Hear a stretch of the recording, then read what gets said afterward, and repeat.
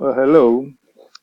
At this stage of our presentations, or at this stage of our oil and gas field, we should know, or we should have uh, some wells producing. We should have the design of the well already going on. I mean, we are developing the reserves at this stage of the life of a reservoir because we are producing and trying to keep the production as close as possible to the potential of the wells.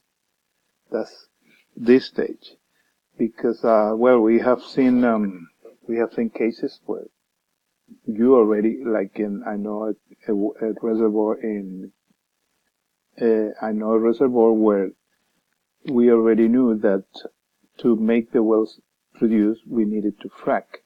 Otherwise, the wells will not produce. And we also knew that the best lifting method was beam pumping. So at this stage, we already know a lot about the reservoir and we are producing.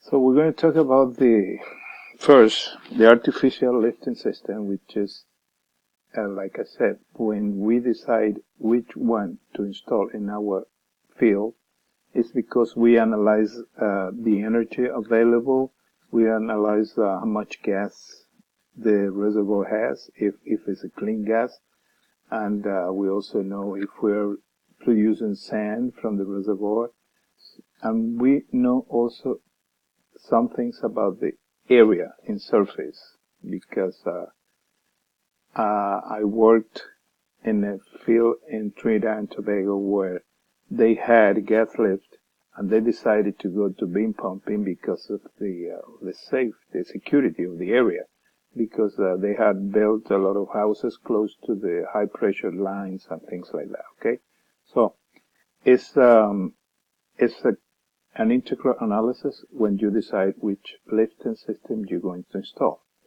So in this matter, we have a pumping system and we have a gas lift system and jet pump system.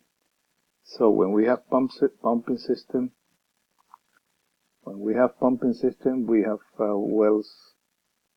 We have wells. We have system with rods, soccer rods, and we have system with cables like the beam pumping.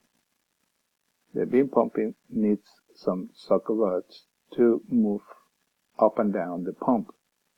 While the PCP needs soccer rods to rotate the rotor that is moving in this stator in the pump to lift the fluids from bottom to the surface. And also we have those systems that have pump, but they don't have soccer rods, and they have cables like the electrical submersible pumps. Okay, and we have those systems, like I said, without pump, that is gas lift and jet pump. They don't have. It's pump like jet pump is pump, but it doesn't have soccer rods. Okay, and then we have also plunger lift. Plunger lift is a piston that goes up and down in the tubing and especially installed in those gas wells where we're producing some water and the water builds up in the bottom and you don't produce the gas.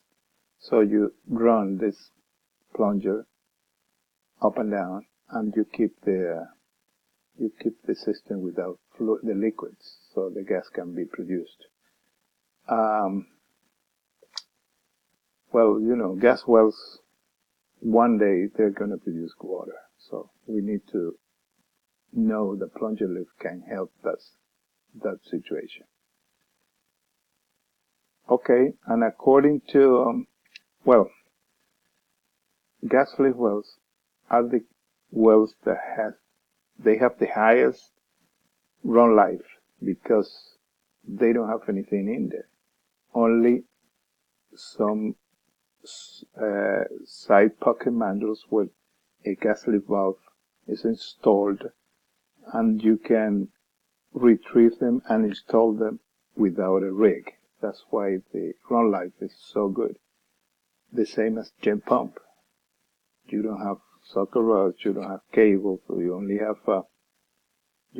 a pump that is moved with a power fluid that activates a suction in the reservoir, and the well is produced with the power fluid and then separated in surface, and you get back the power fluid in the well to lift the fluids from the reservoir. So that's a brief description about the different systems that we have, and the decision of the installation of a specific system has to do with also whatever is happening surface, what I have in surface. It's very important for the decision. What is the potential of a well? So, many actors said that the potential of the well is that rate that I get when I test a well in a separator or in a tank. But that's the potential that I'm measuring, okay, those fluids in the installation. But it doesn't mean that when the well is producing with the rest of the well, it's producing that specific rate. So I will say that the potential of the well is the rate or the volumes that I produce when the well is with the rest of the wells. And for that, I should produce the same when I test the well than when the well is with the other guys. So that should be the optimum conditions, okay? And so when we do another analysis, we normally match this model with the conditions when I test the well. So if I have some conditions when I test the well, I can calculate how much the well is producing when it's with the rest of the guys, okay? So everything has to be calculated.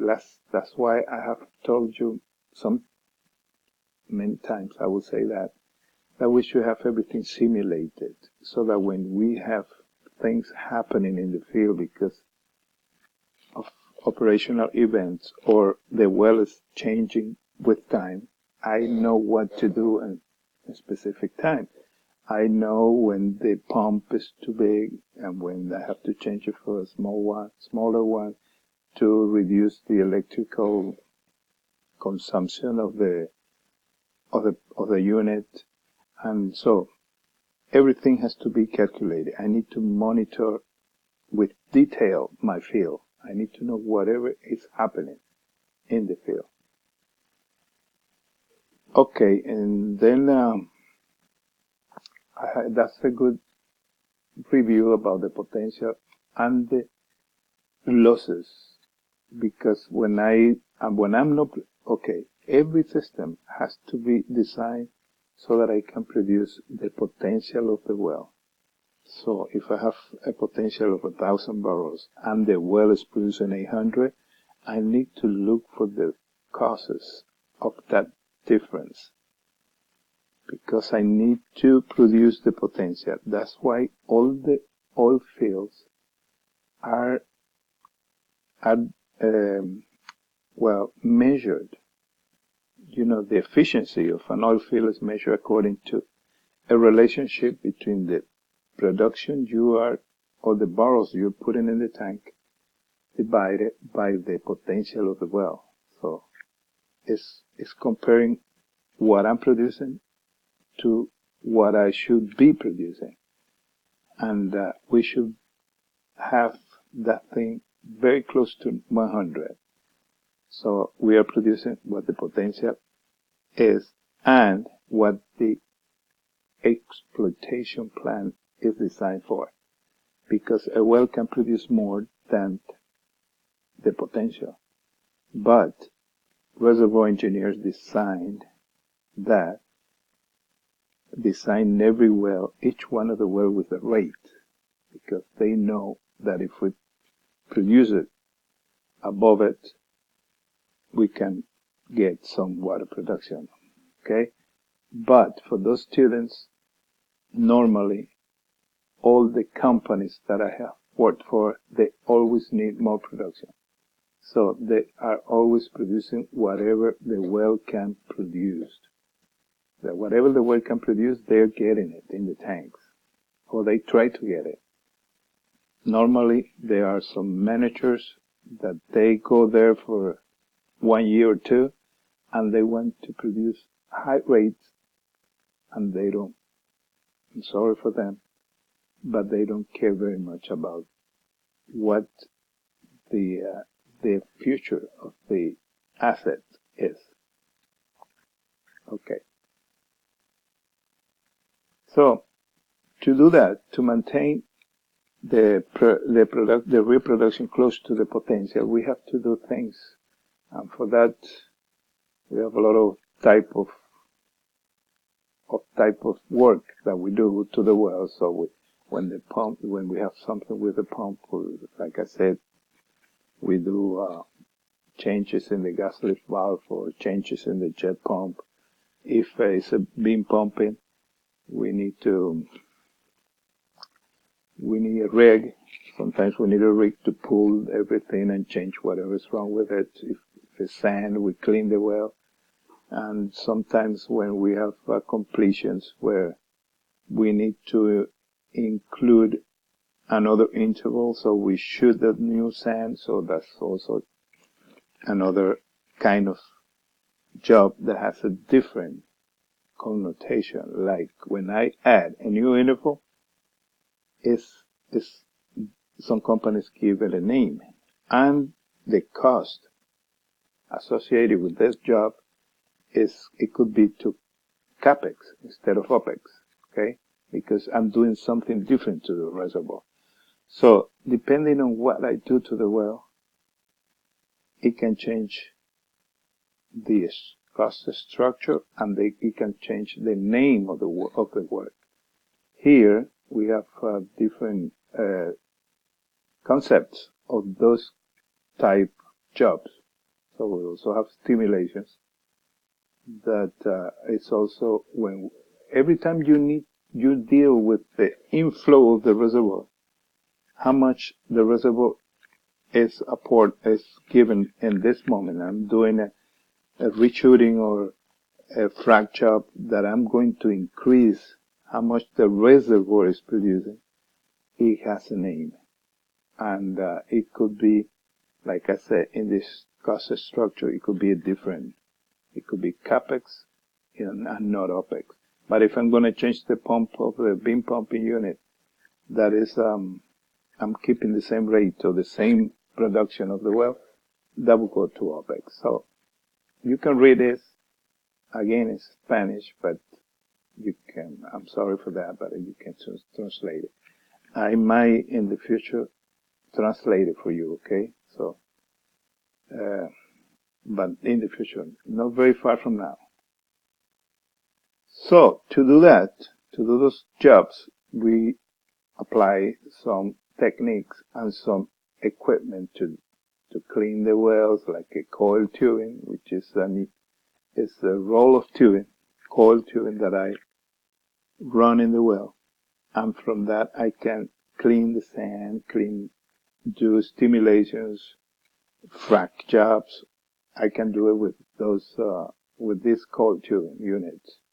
Also, we have snubbing units, which also a tubing but this is a snub, one tube to the next. And then I can apply with these units higher pressures, so more